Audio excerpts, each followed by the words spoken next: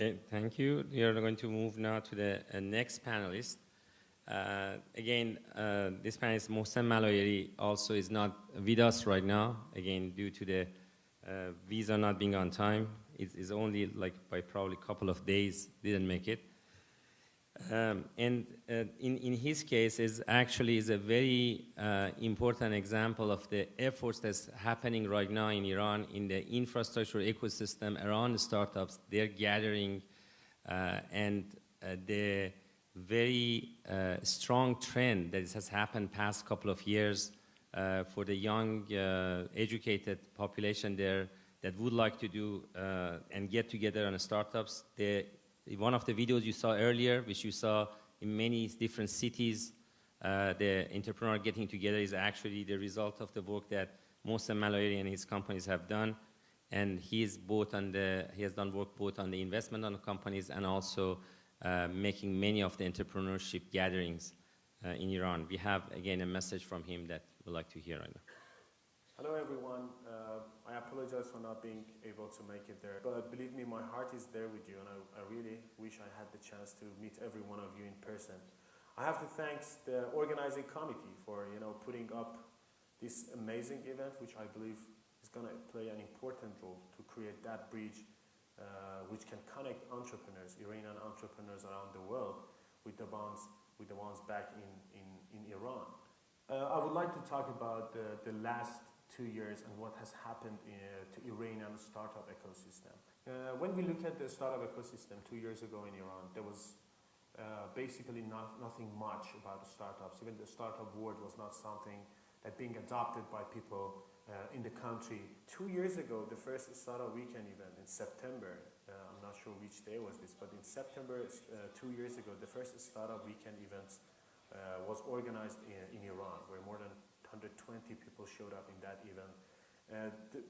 I myself, I was among the organizing team at that moment, but the result was really impressive, and it suddenly became a huge movement in the country. Only in the past 2 years, there were 25 startup weekend events in more than 9 cities, and other events like Lean Startup Machine, Startup Grinds, all these are FailCon, they are all happening in the country at this moment. Startup weekly and monthly meetups are happening.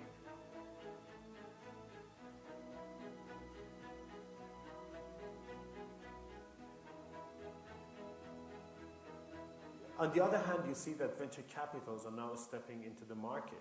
There are local venture capitals being shaped by local funds. So all these changes on the ecosystem on one hand, and on the other hand, you see that startup, success stories are being shaped. Startups such as DigiColor, Cafe Bazaar, Takhfifan, Aparat, A-Network, these startups which are being funded by young entrepreneurs, really they are growing so fast, and they are becoming the success stories of the country, and definitely success breeds success. What is so interesting that happened in the past couple of months is startup accelerators are now being shaped in the country. Avatech Accelerator, which I'm a co-founder myself, is a startup accelerator in the country, is a 6-month acceleration program in the country, providing startups with seed funding. We provide startups with $8,000 and a lot of trainings, mentorship, and office space. We're not the only startup accelerator. Demon Accelerator, which is a brand of plug-and play, has started as an accelerator in the country, and other accelerators like MAPS. These are happening in Iran. They are supporting the entrepreneurship movement in the country.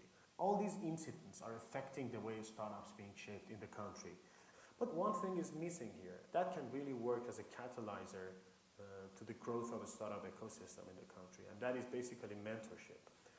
Although the first generation of successful entrepreneurs in technology field, and especially in internet and mobiles, are now being shaped, but there is a lot of things need to be done on mentorship side. We really need your help on this part, and I wish I was there to talk to every one of you in person and ask you for this. So you can make a difference. You can help Iranian entrepreneurs either by Skype calls, or while you are in town, you can give a visit to accelerator programs, or even these events which are happening. We are really looking forward to have your support to our own ecosystem. I'm going to provide my contact information as a slide at the end of the these videos, just send us an email and tell us how you can help and how you can support this movement, and we would be more than happy to put you in touch with, you know, even organizers or even startup founders. Thank you so much, and hope to see you in the next Breach 2015. Goodbye.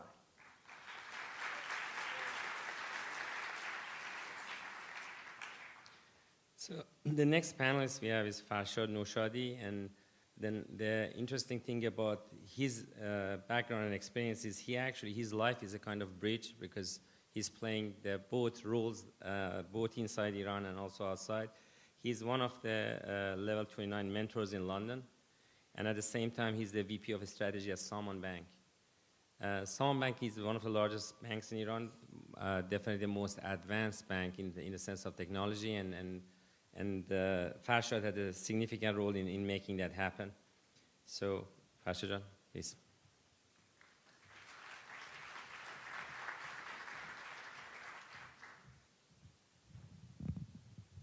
Thank you very much. I really appreciate it, and it's a real privilege to be here. I just want to say that I'm probably very much like you guys. I was born in Iran, but as a child at the age of 8, I left Iran, and I was brought up for 45 years in the UK. And I was basically for 25 years, I was a global consultant for Reuters Financial Services, and I worked for Microsoft. And 10 years ago, I had this opportunity to try to take up some of my ideas and to try to maybe help Iran. My father always said, wherever you can, go and help Iran. And it was a privilege. So in these 10 years, every other month, I've been going back to Iran and very much working together with the Salman Bank and some startups and innovations that have been taking place. My talk is very much a passionate talk. It's about what I've been seeing in the last few years in Iran. It just does my head in. It's exploded, the technology. I'm moving forward. Let's just go forward here. This is forward. There we go. Okay. First thing I just noticed is the explosion of mobile phones. I was there just last week. As I say, I go so regularly. And I see nowadays even beggars with Android phones. In fact, there's one guy asked me for 100 tomans or 200 tomans. I said, look, I'm not involved in this. I give to charity, to my own charity. And then he asked me, what's your favorite app? And, you know, this guy is asking me what my Android favorite app is. I'm just amazed at the growth of this technology. And everywhere you go, there is everybody, just like on the metros, on the buses, walking around. I mean, one of the things is the commercials say, please don't use your smartphone while you're driving or smoking. You know, it's just amazing. The amount of technology is used everywhere.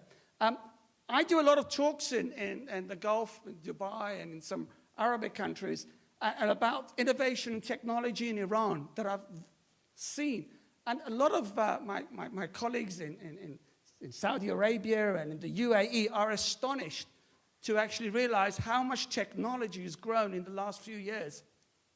Iran, as I said, it's got the largest mobile handset population in the Middle East, about 120 million handsets. And recently, which is pretty exciting, the smartphone, because people in Iran are very, very price sensitive, generally speaking.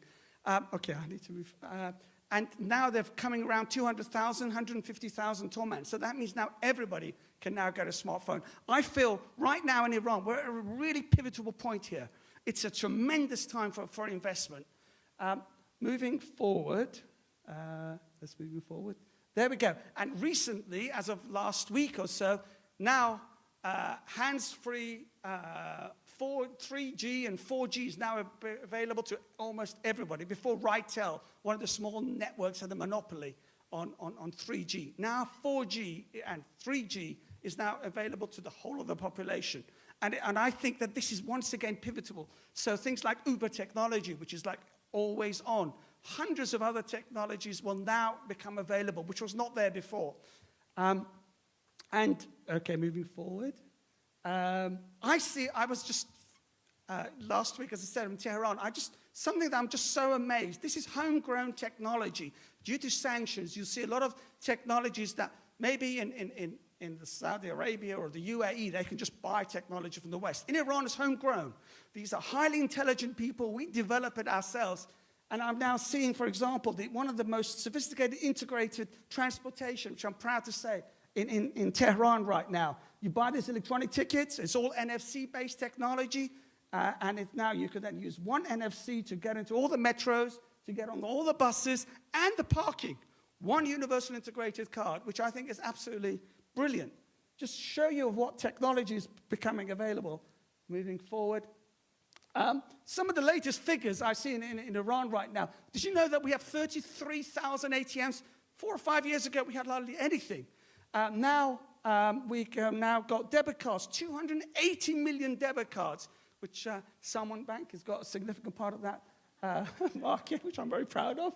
That means for every Iranian today, they have 3 debit cards out there, which is quite amazing. 2.1 million POS terminals. I think if you take all the other Middle Eastern countries, you still won't reach this level.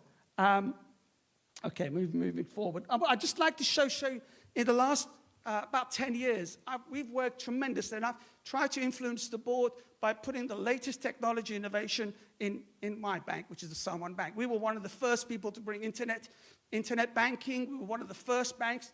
I remember telling the board 4 years ago, we need to invest in this thing called the Android apps. We need to bring out the iOS apps, and we were one of the first people to bring it out. Now it's almost used everywhere. Also, we were innovative in bringing some of the latest approaches to bank. In fact, if you could show this video, I'll be very grateful. Let's go for it. This is some of our new branches. We have over 350 branches. Oh, sorry, 250 branches.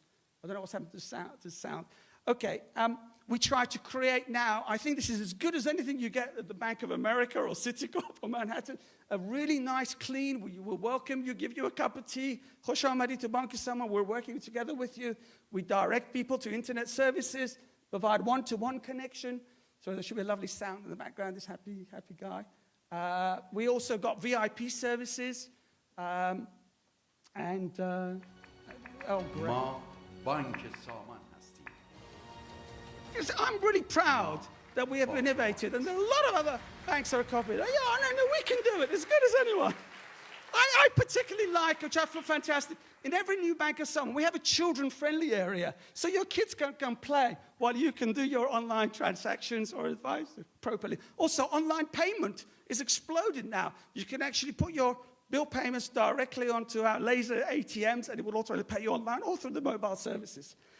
Okay, so let me just quickly finish why I feel what I've seen in the last 5-6 years in Iran is an amazing opportunity for investment. Hopefully when sanctions are removed, I think Iran is like the perfect storm, the perfect environment for investment. Let me just quickly go through. Iran, as we talked about, 20th largest economy in the world, highly educated, highly motivated, people who, majority of them, love Western culture. Particularly, I have a lot of friends, relations, individuals living in the West. Innovation and financing is really exploding right now. Nowadays, you're getting Iranians who say, I hardly need to go to the bank anymore, which is absolutely fantastic to hear that.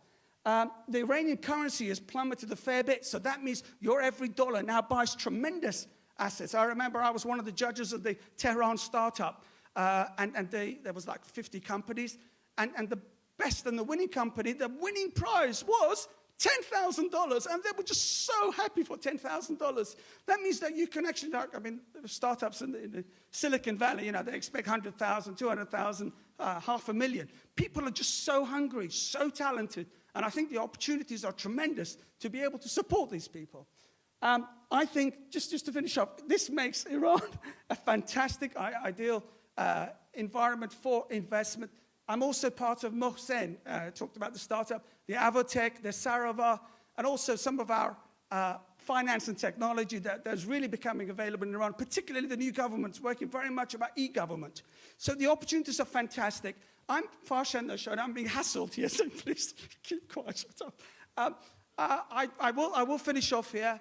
If you ever want to contact me, I act as a little gateway. All I just want to say, just to finish off here, if my dad and mother was alive today, they'll be so proud of what you guys are doing. Because my dad always said, try to create a wonderful bridge between Iran and the West. And thank you for doing that. We have tremendous opportunity. Great. Well done. So at this time, we're actually going to watch another short video. This is actually about a startup incubator in Iran. So please join me as we watch this video.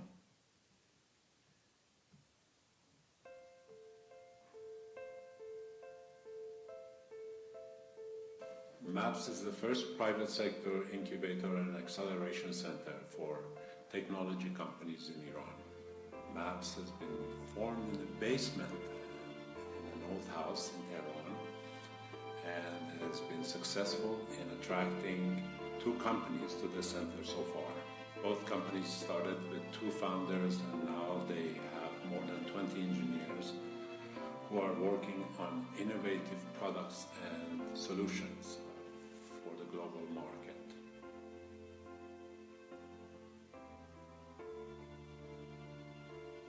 We believe that we have fantastic pool of talent in Iran.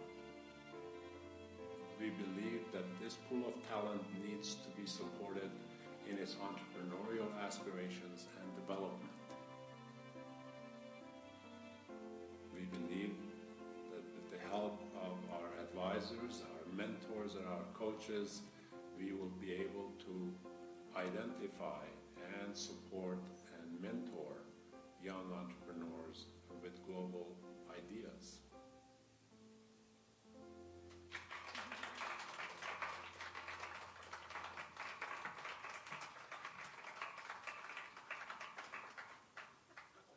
Our next panelist is Dave McClure. Dave is a venture capitalist and founding partner at 500 Startups, an internet startup seed fund and incubator program in Mountain View, California. He has been an investor in over 250 companies, including Mint.com, Twilio, Wildfire Interactive, SendGrid, TaskRabbit, SlideShare, Mashiri, Credit Karma, Kissmetrics, and MakerBot, among others.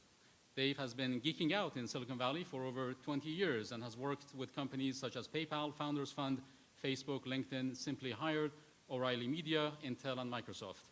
Years ago, he used to do real work, like coding or marketing or running conferences. But these days, he mostly does useless stuff, like sending lots of email, blogging, and hanging out on Facebook and Twitter, and coming to talk to us. Thank you, Dave.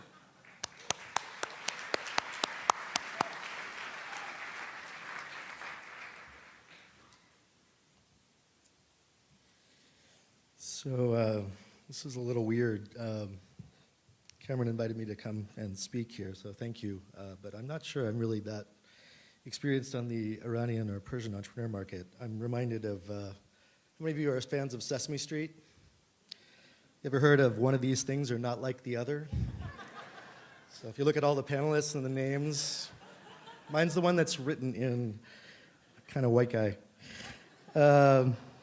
Anyway, so I'm going to talk a little bit about our experience investing internationally and why I hope that we will be investors in Iranian companies very soon. 500 is a global seed fund and accelerator. We've been around for about 4 years. It's about 110 million under management. That bio is out of date. We've actually invested in about 850 companies. About 200 of those are outside the US. So we are probably, well, as far as I know, we are definitely the most active Silicon Valley investor outside the US in over 40 countries so far. And we have people on our team who are on the ground in Latin America, Asia, and Southeast Asia, and probably next year in the Middle East. We'll see. We've done a few investments in the Middle East, about 10 or 11 so far. I think what I want to emphasize most is some of the points that Cameron brought up earlier, is that the cost of software development and internet and mobile development generally has made the playing field level for a lot of people all over the world. And really, with access to the internet and a couple of smart folks, and maybe a little bit of help from investors, you can get businesses off the ground quite quickly. And the other point that he emphasized that I also think is important is that diversity is a really big factor in that, and we think about that in a lot of different ways. So both in terms of ethnicity, gender, sexual orientation, age, just many different ways. I think in a lot of ways, we're not doing that always out of the goodness of our hearts. Actually, we think there's a lot of entrepreneurs who are not white, male, and from Stanford who are great bets. Those people are probably being undervalued, which means they're great investments from my perspective, so that's a little bit of a greedy capitalist view. But other factors we think are probably quite appropriate for investing in Iran. It's a very large market, about 80 million people. I'm not sure of GDP figures, but I'm guessing they're probably around 5,000, maybe dollars US equivalent. We started doing some investments in other countries that are of very similar size, in the Philippines, in Thailand, in Turkey. So we're pretty sure that there's lots of smart people, and we're going to hopefully make a number of investments there as soon as I figure out how to get money into the country, and that might take a little bit of help from my friends here. But critical factors that we think are really important in many places that are building ecosystems. This is a little bit contrarian in that I want to emphasize probably don't go global right away. The market opportunity that's available to you in Iran is 80 million people, probably a lot of whom are online, maybe some have mobile payments, but even in places like India where credit card penetration and internet payment rates are probably only about 10 to maybe 15% of the population, there's very large e-commerce companies that are being built, mostly on cash-on-delivery businesses. And businesses like Redbus in India that serve a very poor population, people who buy bus tickets for the equivalent of maybe $1 US, where they even deliver bus tickets to the home for approximately maybe 30 or 40 rupees. So I know the global aspiration is important, but it's much easier, I think, to address markets where you're already familiar. And as I'm aware, there are probably very large companies already being built in Iran. Things that are critical also, obviously some amount of money, but not a lot. Probably the amount that's really relevant is enough to get 2 or 3 people, maybe 6 months of runway. In the US, that's maybe $75,000 to $100,000. In other countries, it can be as little as $10,000. So it's not much money that's required. However, most investors are incredibly racist against their own countries, and they do not believe. That is the critical, most important issue. Consistently around the world, we hear from investors in countries who are high net worth individuals who have fortunes made from real estate, government corruption, and other places, that they do not want to invest in their own local economy because they believe that their entrepreneurs are not as talented as those in Silicon Valley, the opportunities are small, and they're not ready yet, and that is bullshit. And I encourage all of you who have a very, don't clap yet, wait, don't clap yet, because I'm gonna ask you to do something. How many of you drive a sports car or any kind of car that's worth more than $35,000? Please raise your hand. I know you are out there. All of you really sexy Persians who drive really fast, fucking awesome cars, I know you got a shit ton of money. How many entrepreneurs have you invested in from Iran? If you've made an investment in an entrepreneur from Iran, please raise your hand. And I don't mean somebody who's moved here, I mean right. So like there's maybe 20 hands in the room. And I know all of you can make that investment. So I'd like to figure out a way to invest in 10 companies next year in Iran. I'm gonna need some help with that. So I want Cameron, I'm gonna challenge you right now. Can you invest $100,000 in 10 companies in Iran next year and I'll do it with you? Or you can give me $1 million and I'll do it myself.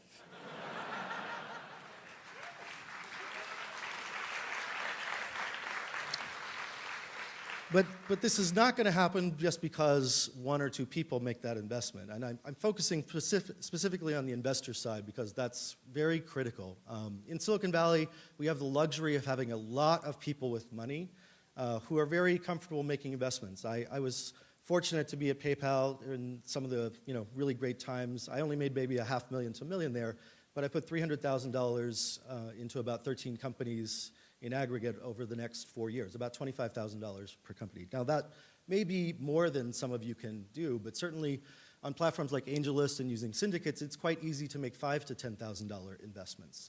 And I guarantee you there are a number of talented individuals in Iran who could benefit from that $5,000 to $10,000. What I also encourage you is not to do 1 or 2 investments at $100,000 or more, but to actually spread that investment out over a lot of little bets. The reason is because most things are going to fail.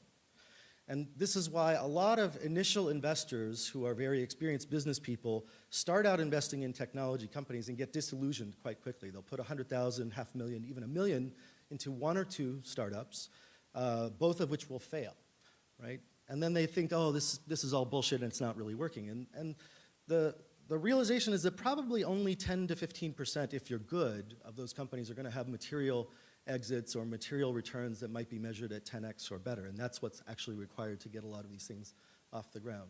So instead of writing a $100,000 check for 1 company, write 10 $10,000 checks.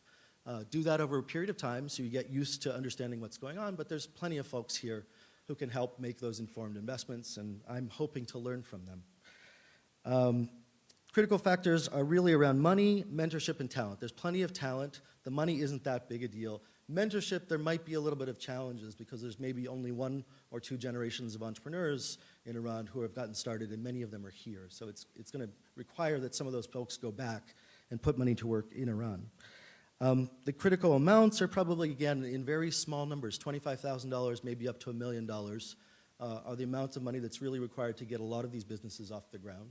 I agree with Kamran on the emphasis on low-cost, mostly software-based businesses. While there's lots of sexy things going on around Internet of Things and other areas, hardware is relatively expensive, cycle time is long, and distribution channels will pressure your margins. So I would emphasize focusing on mostly software-based businesses, maybe e-commerce if you can handle some of that. The development of accelerators, seed funds, and Series A funds are also quite critical. There's actually plenty of money usually available for late-stage capital at Series B and C. So e-commerce companies in Iran that are doing $100 million in revenue or more, they're going to have an easy time raising money. But the companies that have potential maybe only have $10,000 to $50,000 a month in revenue. Those are great businesses, but there's not very many investors in them, and that's really important to get off the ground. Exits and liquidity are critical as well. That's going to be challenging in some of these markets, but there are many global multinationals that are starting to acquire across borders, many large companies in the Middle East that might be eventual acquirers of those businesses. But again, I would emphasize that belief and support are the most critical things, and that's not measured in you clapping because I'm saying nice things. It's measured in you writing a check for an entrepreneur and doing that frequently. How many of you will with me right now pledge that I will invest at least $10,000 in one entrepreneur in Iran, in a business in Iran next year? Please raise your hand. I don't care if it's illegal. We can make it happen.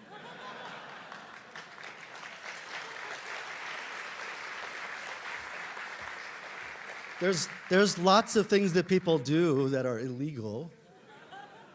Okay, raise those hands one more time. Raise those hands one more time. If you're going to make a $10,000 investment, look at someone right now. Look at someone else who's got their hand raised and make sure you identify them. You guys are buddies. Hold them accountable for that investment. Cameron, are you raising your hand? You're my buddy. We're going to make 10 investments at $100,000 average in Iran next year.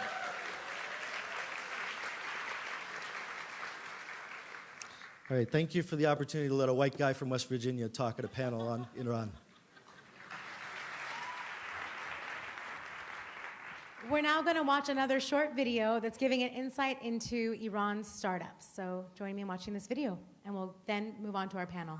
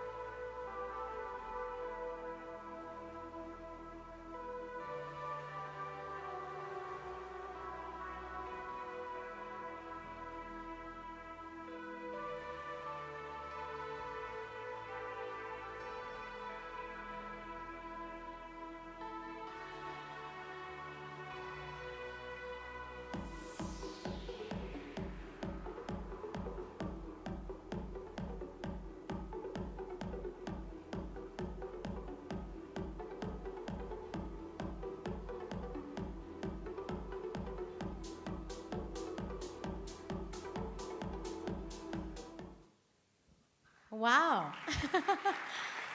From Babolsar to Ahvaz, Mashhad, Tehran to Tabriz. It looks like they're doing some amazing work with Startups Iran.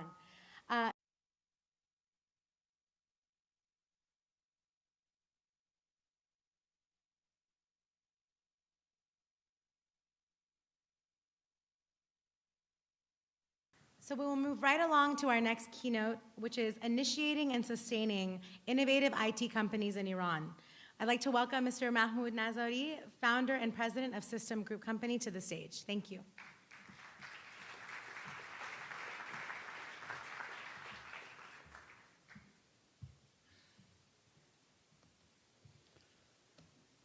Good afternoon, everybody. I mean, IT people are suffering from the IT. My keynote version is not matching with our friends here, so it's upstairs, and the people are playing there for me. And I have to, through my body language, inform them to, change the page. Sorry for that if any, problem occurs there.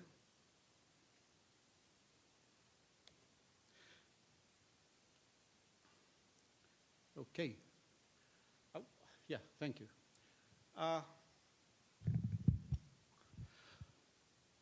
Today, I wanted to share my experience, 27 years of experience with you, 27 years of experience of establishing an innovative and the pioneer software company in Iran. I haven't been in US, I haven't studied outside. I've been in Iran totally all my life.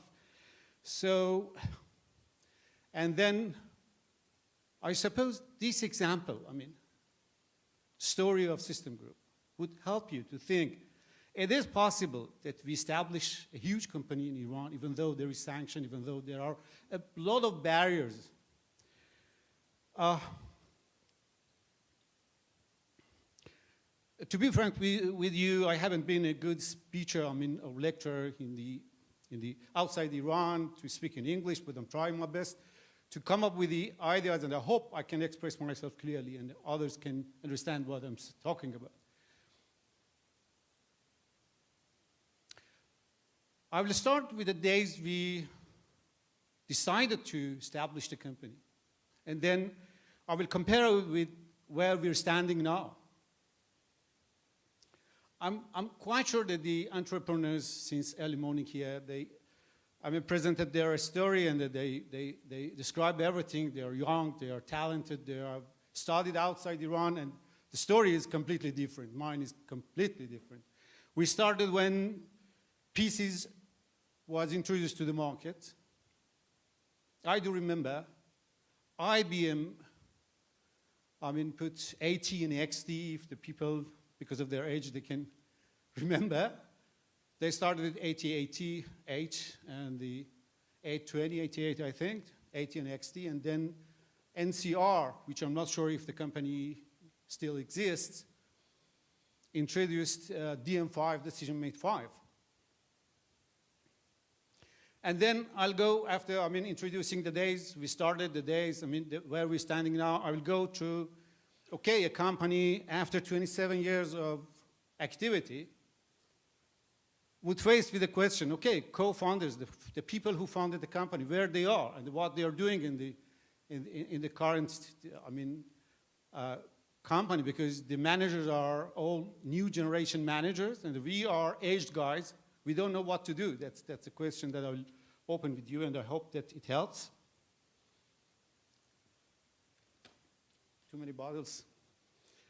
And then I will present all the challenges we have been faced with and how we dealt with the challenges. It might be interesting to you.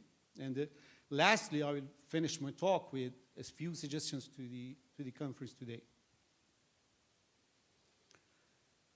Based on my experience, a brief talk would help, because afterward the people can raise questions, and the questions leads us to more lesson learned issues, and I'm sure that the questions would help us more than the talk that I'm going to deliver.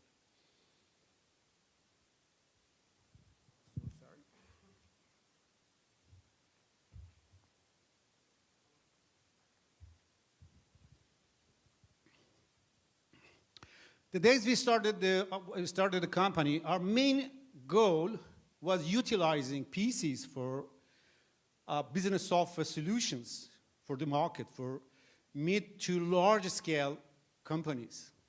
And in those days, PCs were considered as a toy, not a computing device. So it was very difficult to think that PCs could be helpful.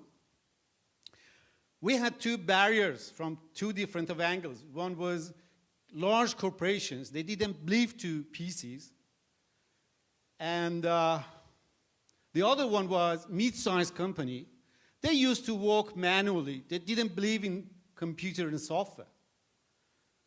Two big problems, two barriers to explore the business. But we were decisive that one day we can win, one day we can introduce ourselves. We started to promote PC, and we started to promote software systems. I wanted to show you the first logo we designed, logotype for the company, was a PC only.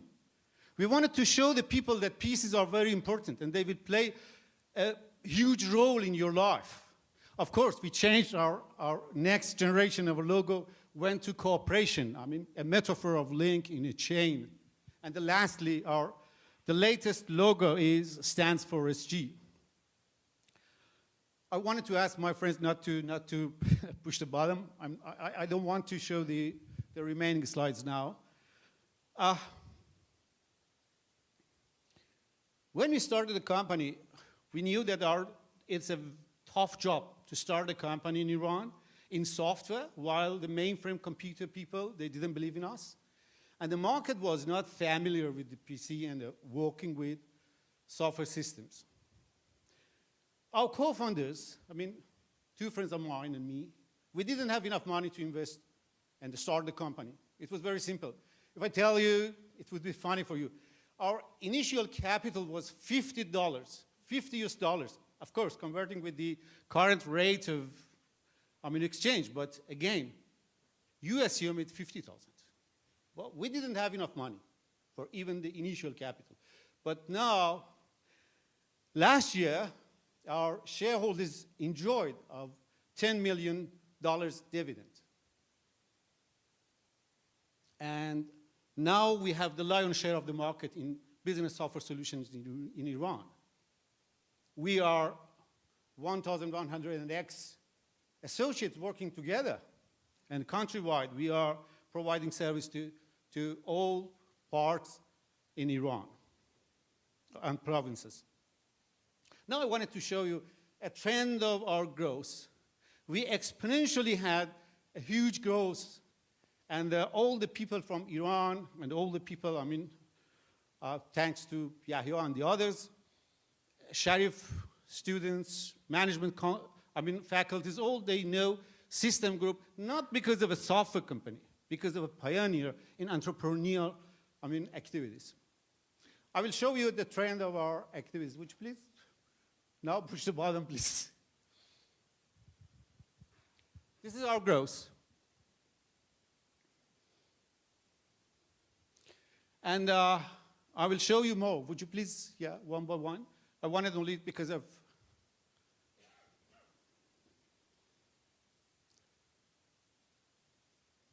the customers we have is 20,000 customers, which is a huge customer base in Iran for software. And technology-wise, I wanted to show you we are not, backward, guys. You can see all the technologies that you are seeing here are the same that you are using here. Sometimes I think the people who haven't had any travel to Tehran, they think that, we are working with outdated technologies, but our people are very talented. Not the people who come here, but the people still are there are very talented guys. And they are familiar with all the technologies, very, up-to-date technologies. 10 minutes, thank you. And we have 3 group of products for 3 product lines for 3 type of customers, ERP and the mid-range products, and the last one, the first one is Raw Karan Solutions, the next one is Dashed, which is for mid-sized market, and lastly, our point of sales for shops is dashed. Would you please? We have our network, which consists of more than 50 companies. I mean, there are 50 companies working under System Group's hood. 21 companies are satellite companies. Their location is different provinces of Iran. And we have sister companies, 6 sister companies. They are dealing with different line of products or different segment or sector of the market. And we have incubated a channel management of more than 20 companies. They are working with us in a group of people. I hope we finish these slides, then I'll be more comfortable to talk and continue. And would you please, the last one?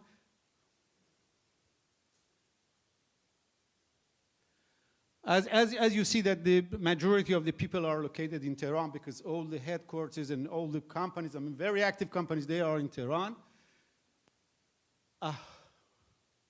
And it's just our closing ceremonies that we have yearly. At the end of the year, we have a closing ceremony. We had 1,000 or so, more than 1,000 guys there in last Nowruz. Thank you. Now, I wanted to show you the challenges we have. If I show you nice part of the story, you will enjoy and see, okay, that's good, but we have been faced with many problems. I mean, number one is the ecosystem and the readiness of the business contextual for IT activity and the software development. We didn't have enough money to inject to the company. We don't have venture capitalists. As you know, rules and regulations are not supportive. Pattern recognition, pattern registration. We don't have, at least I would say, we didn't have the research groups who study the market and provide us with information. We didn't have, the advanced competitors, because they could teach us, we could learn, we could grab ideas from them. We didn't have this. And I would go to the immigration of talented, all of you, most of you. It's a brain drain.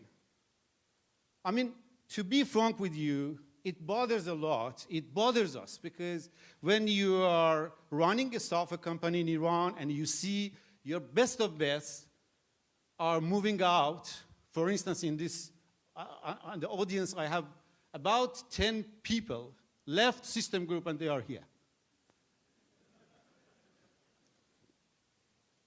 I'm very happy to see a group of Iranian talented, high educated, well educated, successful guys here, but at the same time I'm thinking, okay, the pros and cons.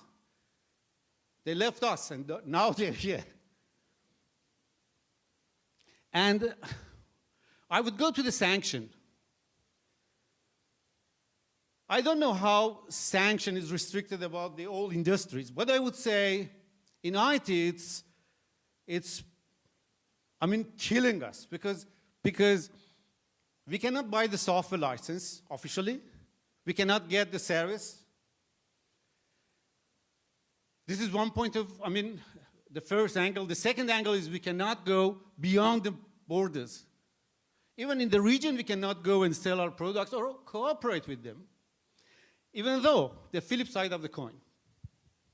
Sanction was good for us for a short period of time when we needed enough opportunity to grow, because big boys, global players, if they were in our market, we couldn't, grow at all.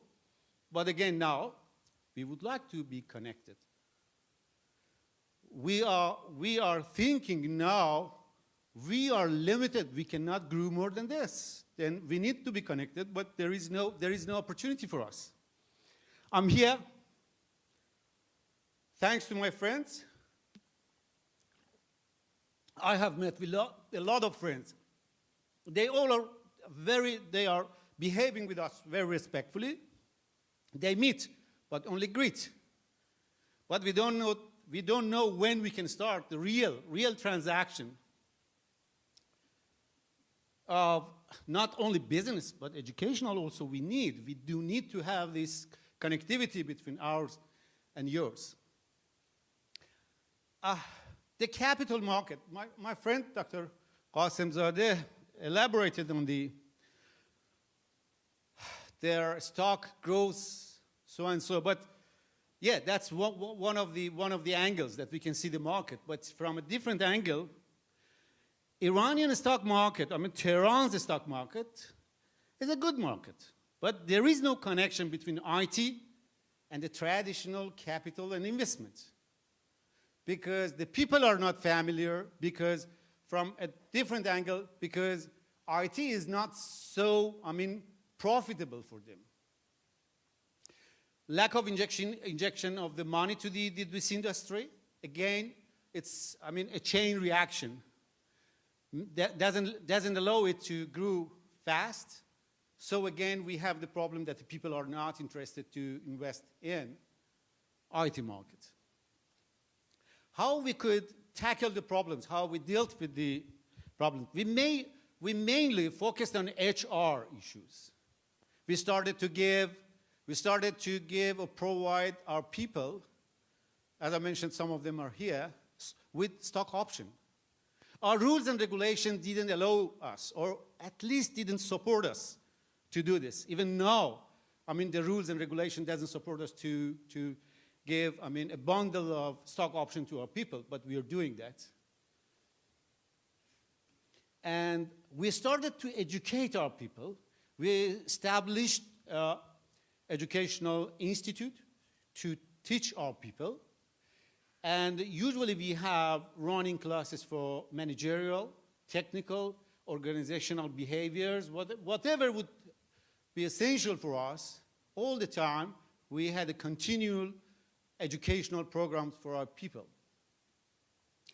And as you can understand, after 27 years of successful, background of company, we all the time have invested in new managers, new generation of entrepreneurial activities. And now the CEO of the company is a guy 3 years older than my son, and he's running the company. Much better than me, much better than the previous manager who was one of the age guys like me. And the whole management team are young chaps. And what we are doing now, or what we are focusing on, is coaching them, only coaching them, and sitting in board, and then that's all. And they are running the company. And I wanted to go to the next slide, please. As I mentioned, our focus is a coach and coachee relationship between us and our new management team. And also, would you please help me here? If I were here, I would push the button much faster.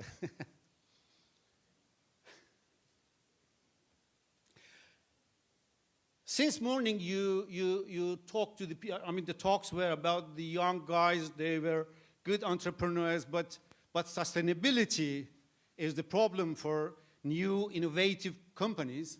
They start with startup, and then after 27 years, activity, we should keep to be sustainable. And if we have invested in new management team to teach them to, put the opportunities for them to learn, that's because of the sustainability is there. And we are thinking about the new generation of next level managers in the company. I wanted to thank Bridge 2014 for this opportunity, which made possible for me and for others to sit together and exchange their ideas.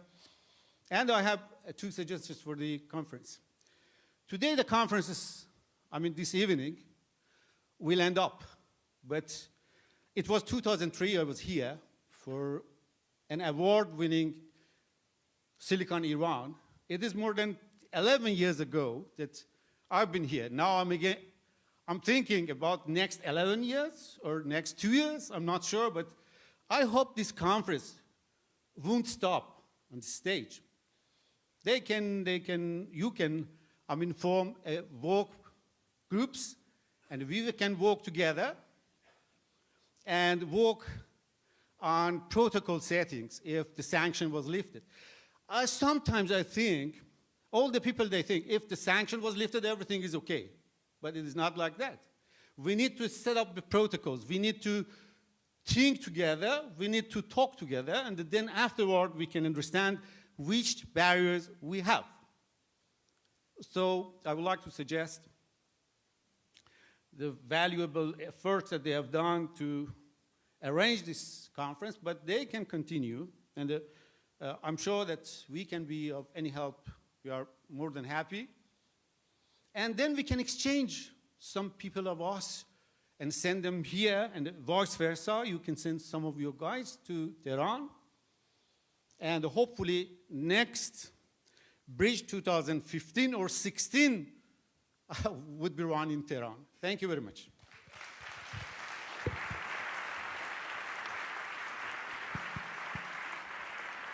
Thank you so much for that insight into your work with System Group. So we have time for about 1 or 2 questions. So why don't we take the top one here? How is the legal system in Iran for incorporating, for IP protections, and for getting contracts? Let's see, how can it be made better? I'm not a legal person, then I would not answer. I mean, I'm not sure if I can answer the question, but I would say even if we have the lack of, a fully regulated rules and regulations for supporting these activities and incorporations, but there are the opportunity to start, and I'm quite sure that gradually we can see an atmosphere of accepting new ideas of cooperation.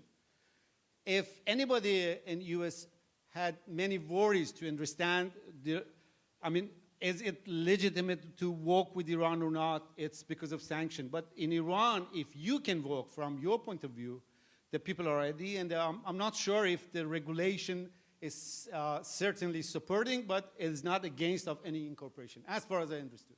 Got it. Thank you for that. And then we'll do one more question. Is Iran's information system, sorry, the lights are in our eyes here. If you can see this question, is Iran's information infrastructure strong enough to, let's see everyone, let's help. Well, can it comply with international law or larger technology players? Can it compete on the international scale, I think is the question. I would say whatever I saw in Iran and whatever I saw here from the Iranian who have been here only for a couple of years, not a long time, the Iranian talents, I don't think that there is a difference between Indian, Iranians, Chinese, and the others, but I think whatever is untapped is Iranians' talents, because you can see easily access to the people from Southern America or somewhere else you go.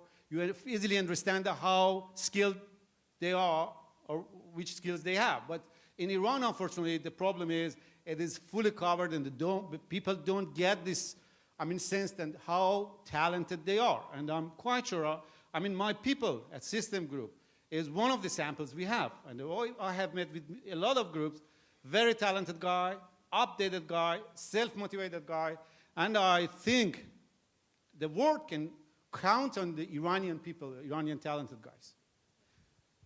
Join me in thanking Mahmoud for his time. Thank you.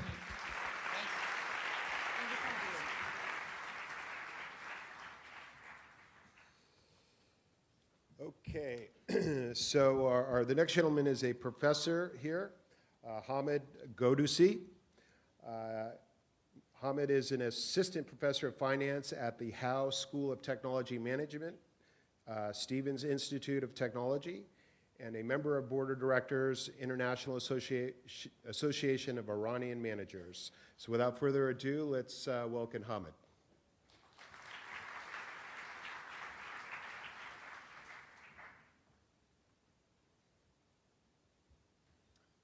Good afternoon. Thanks to organizers for having this wonderful event and giving the opportunity to me to be here to speak for a few minutes. If I can get the PDF presentation file, that would be great.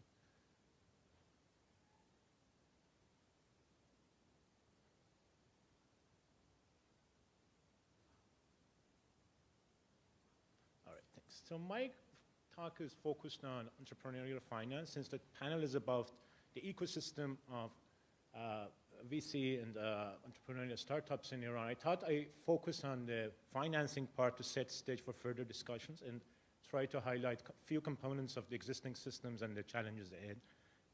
Can I get the next slide, please? All right, so, well, I'm not seeing the bottom of my slides, so there are some in the bottom.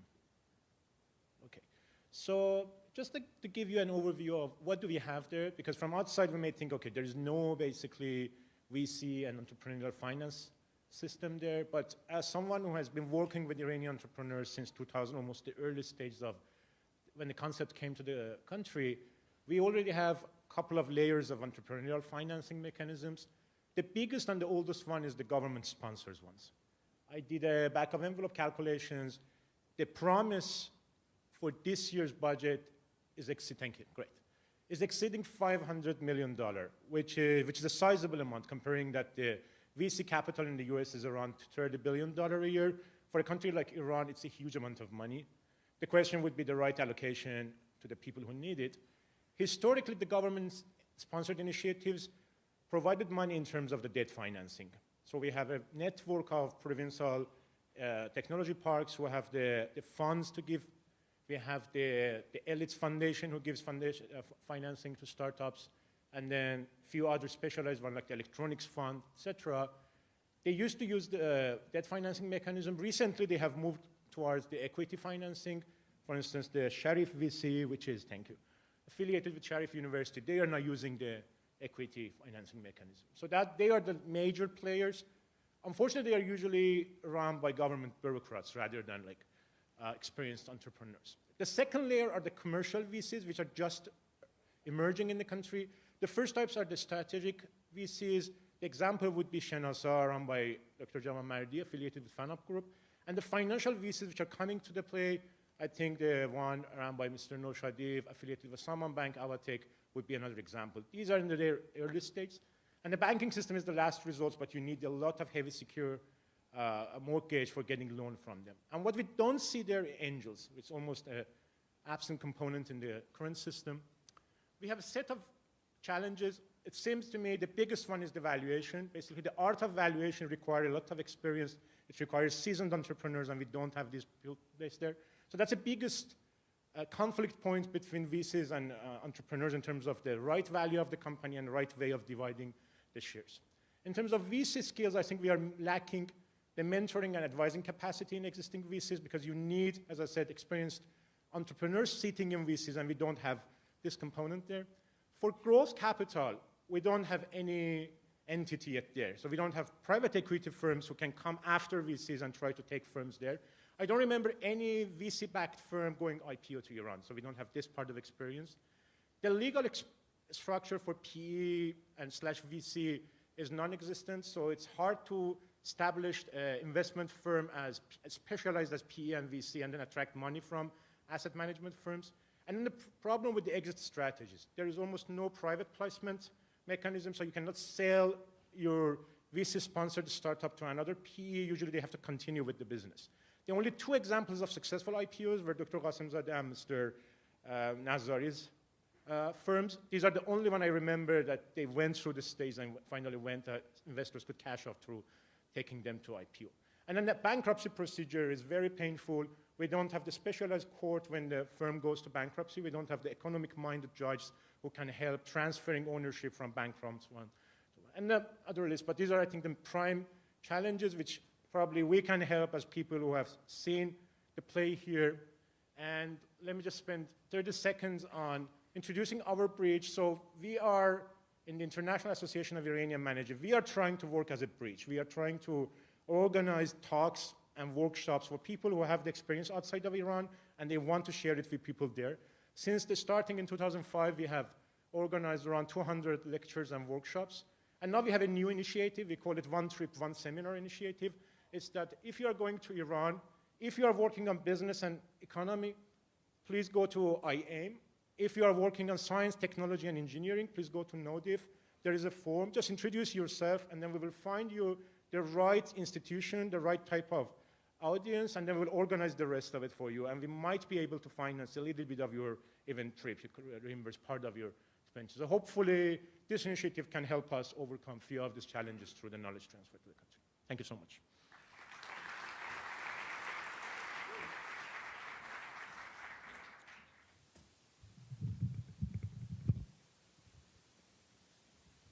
All right. Thank you all. I'm going to start with one question that I have from the panelists, and then we're going to switch immediately to audience questions, which are being displayed based on the number of votes that you see on the wall next to me. So the first question that I have, and again, not everybody needs to answer, so whoever wants to go first, please go first, and kindly keep your answers to about just under a minute.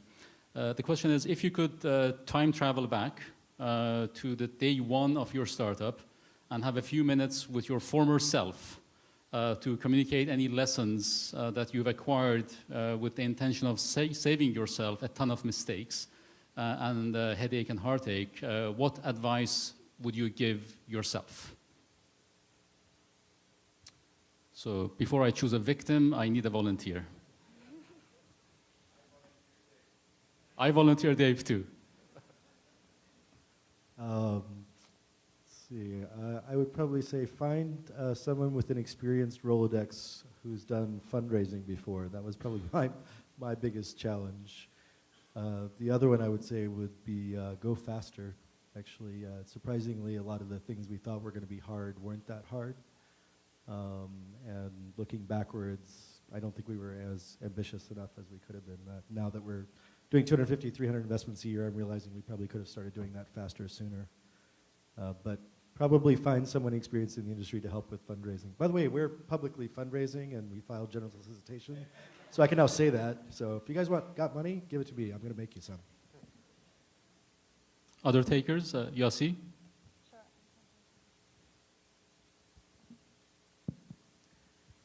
Yeah, I think it always takes longer and more money to build a company that you initially estimate. So one of the lessons for me was like, as an entrepreneur, we tend to be very optimistic and excited about any idea we have. We sometimes pull the trigger very fast.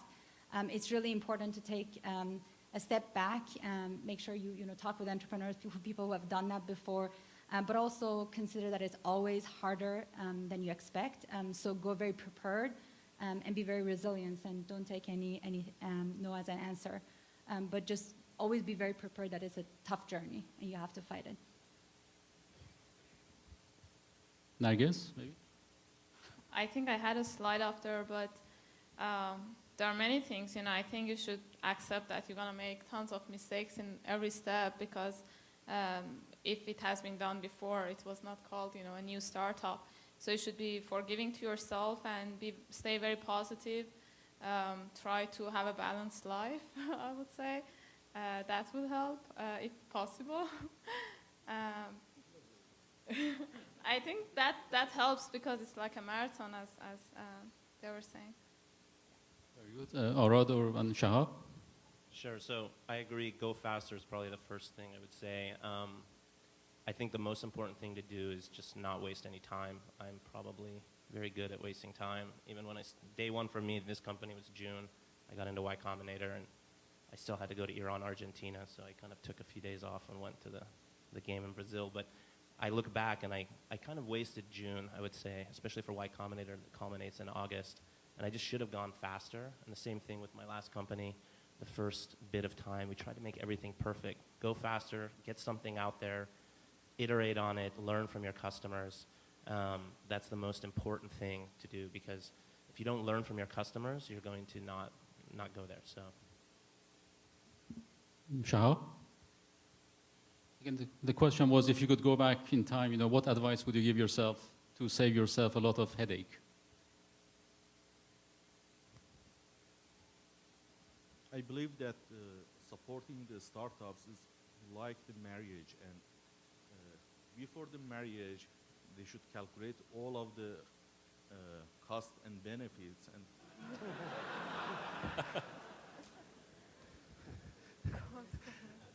but after that, there is no time for calculation. All right. So words of the wise. Words of the wise. They should go ahead with the hope and with the help of all people, including all the people criticize them and want to stop them. Okay, let me go to other questions, especially targeting our guests from Iran. So one of the top questions is, in a country where interest rates that banks give are in the 20 to 30% range, what is the incentive to invest in a company and do entrepreneurship? Nazanin and Dr. Qasimzadeh?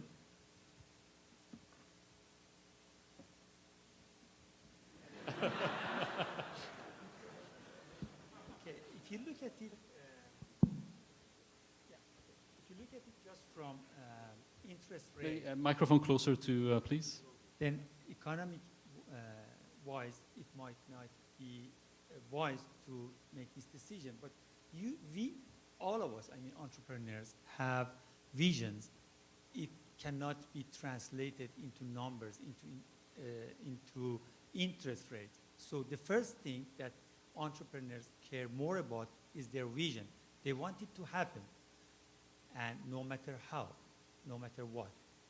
But the thing is that when it comes to numbers, you have to run a profitable business. There is no other choice, because you do not want to run a non-profit organization as an entrepreneur in most of the cases. So the first thing is vision, that entrepreneurs care more about. The second thing that absorbs and makes VCs more interested to come in is the numbers. Then you have to be sure not to compare interest rate with the operational profit of your business. And that is something that I have learned during these past 16 years by heart. What VCs should care about is the capital gain that they can get from that. Compare Afronet's total operational revenue in the past 16 years with its capital gain that it has earned during the past 3 years. This is the case with all other IPOs. So from entrepreneur point of view, it's their vision that matters the most. From VC's point of view, they should look at capital gain first and then compare it with interest, not just operational profit. And that is where the most of profit comes from. If you have no imagination and no belief in your country's entrepreneurs, please keep investing in real estate.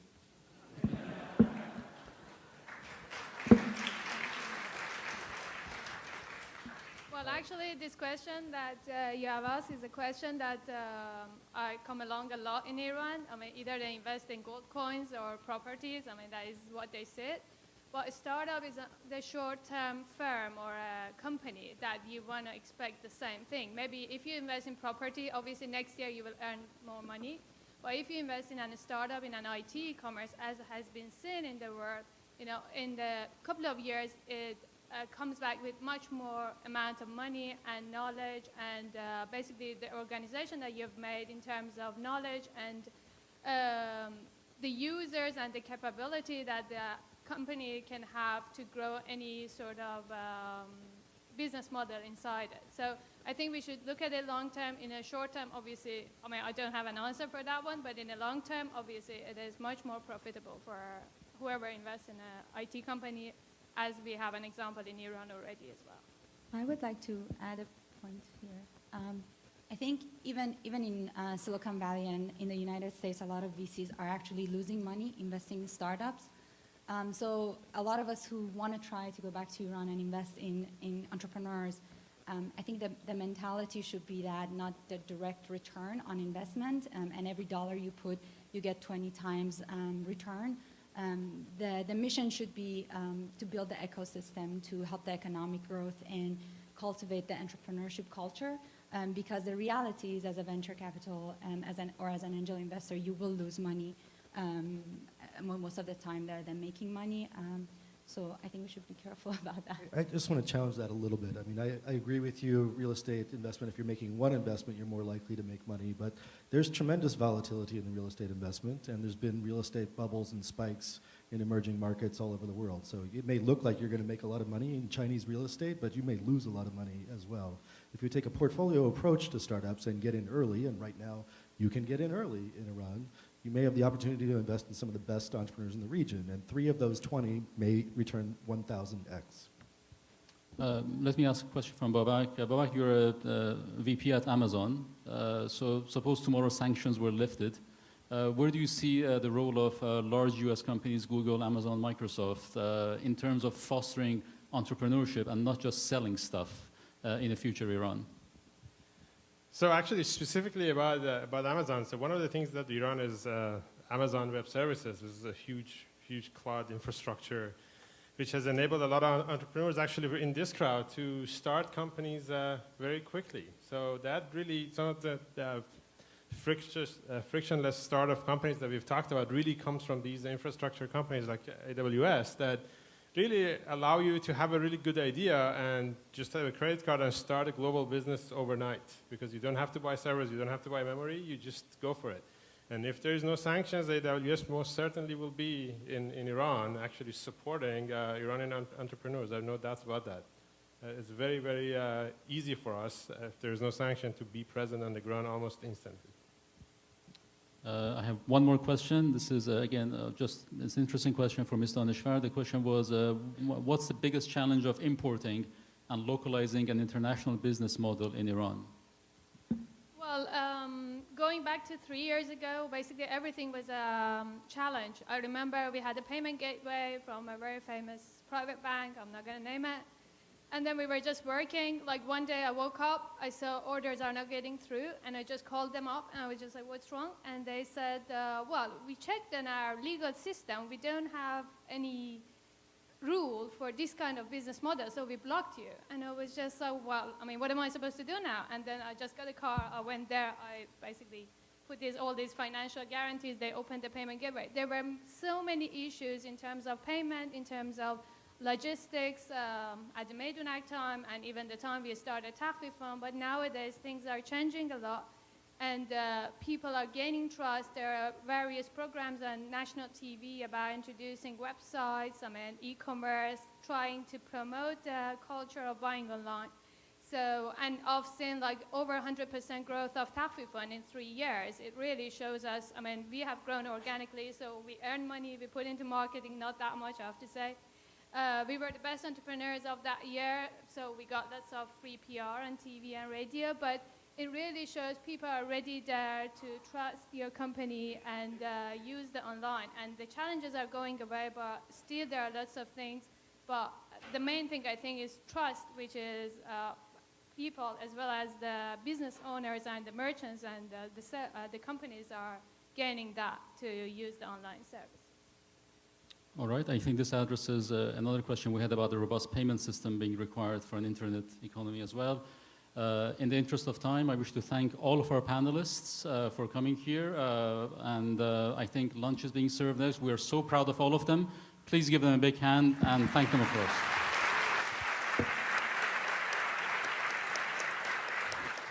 Thank you so much. Everyone, lunch is served in the lobby. We'll be convening back here at 1:15, and that is 1:15 on the dot. So please enjoy your lunch, get some fresh air, and we'll see you back here very soon. If you're on panel number 2, please join us here at the podium. If you're on panel number 2, we'll meet you up front. Thank you so much, and enjoy your lunch.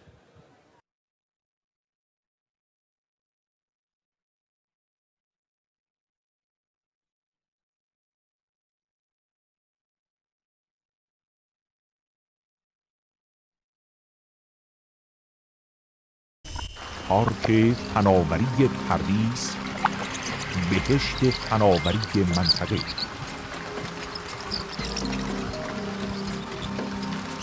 پارک فناوری پردیس با رویکرد فرابخشی در جهت رفع نیازهای فناوری و استراتژیک کشور در 20 کیلومتری شمال شرق تهران شکل گرفته است.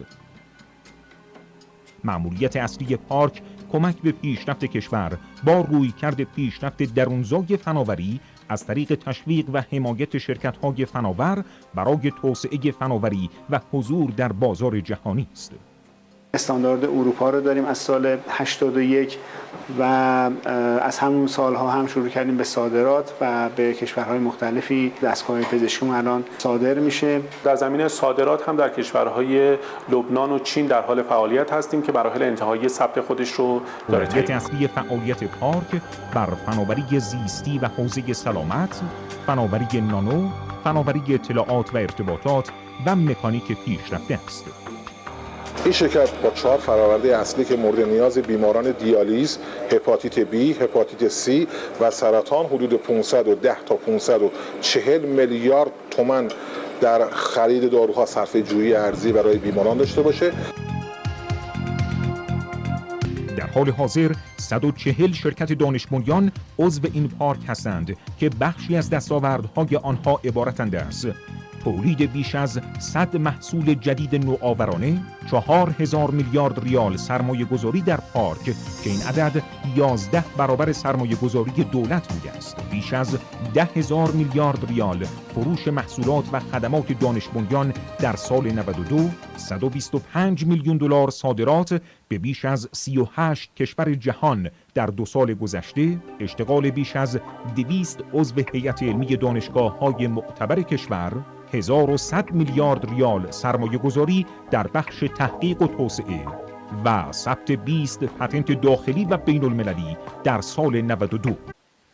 شرکت‌های دانش بنیان در صورت استقرار در پارک از مزایای متعددی برخوردارند که برخی از آنها عبارتند از معافیت‌های مالیاتی و عوارض معمول کشور، خدمات تجاری سازی و مالی پارک، دسترسی‌های خارجی و بین المللی برای تعریف همکاری مشترک و توسعه بازار، دسترسی به دانشگاه‌ها و بانک‌های اطلاعاتی علمی و انعقاد قرارداد فروش محصولات با سازمان‌های دولتی و عضویت در شبکه فن بازار ملی ایران.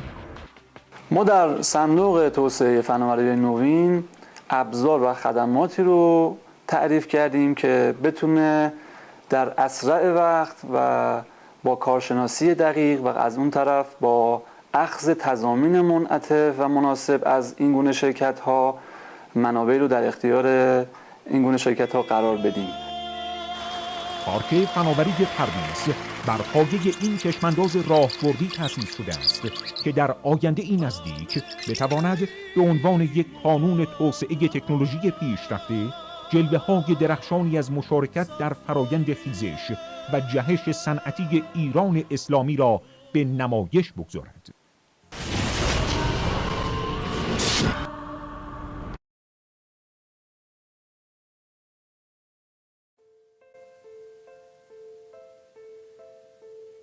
MAPS is the first private sector incubator and acceleration center for technology companies in Iran.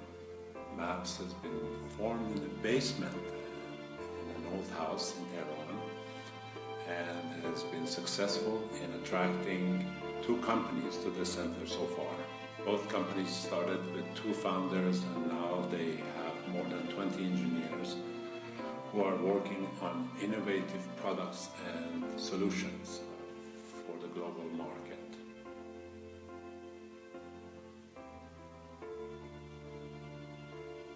We believe that we have fantastic pool of talent in Iran.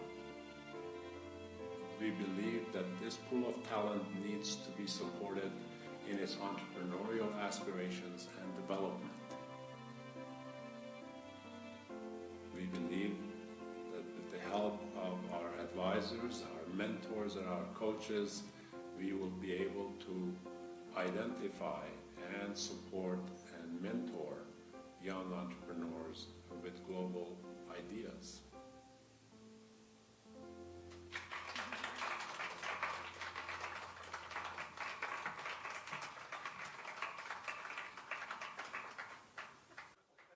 مراکز رشد ساختارهای جدیدی هستند که با هدف حمایت و پشتیبانی از شرکت‌های نوپای جدید به وجود آمدند. این مراکز تسهیلات و مشاورهای کسب و کار را برای شرکت‌های نوپا ارائه می‌نمایند. مرکز رشد فناوری نخبگان به عنوان اولین مرکز رشد وابسته به پارک فناوری پردیس در خرداد ماه 1387 تأسیس گردید. همکنون پذیرش واحدهای فناور در مرکز رشد در فضایی به مساحت 600 متر مربع با ظرفیت پذیرش 25 واحد فناوری صورت می‌گیرد. در آینده نزدیک با بهره برداری از ساختمان جدید این مرکز 50 واحد فناوری در آن مستقر خواهند شد.